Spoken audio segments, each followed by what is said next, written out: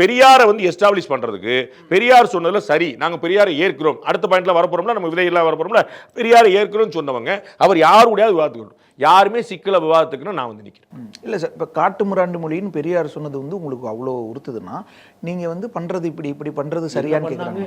என்ன பண்ணாங்க சொல்லுங்க சார், என்ன பண்ணாங்க? இப்படி பண்றது அப்படின்னா அப்படி போயிருவீங்களா? ஆமா அப்படி எப்படி என்ன பண்ணாங்க சொல்லுங்க. தமிழுக்கு என்ன பண்ணாங்க சொல்லுங்க. சொல்லுங்க சார். நிதிய தர்மேந்திர பிரதான் லிஸ்ட் போட்டிருக்கிறார்.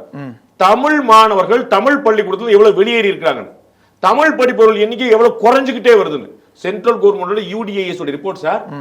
புரியுங்களா? மாவட்டம் எடுத்து வச்சிருக்காங்க. தமிழ்நாட்டில் தமிழ் படிக்கிற மாணவர்கள் எவ்வளவு குறைஞ்சு போயிட்டாங்க. நீங்க என்ன வளர்த்தீங்க? ஹிந்தி எதிர்க்கிறீங்க, ஏற்கிறீங்க, தூக்கி போடுங்க. அது நமக்கு மூணாவது மொழி வேறு. முதல் மொழி என்ன பண்ணீங்க சொல்லுங்க.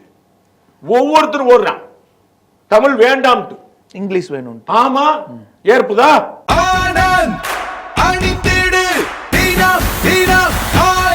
ஆனந்த் ஒரு சுகமான உள்ளாடை.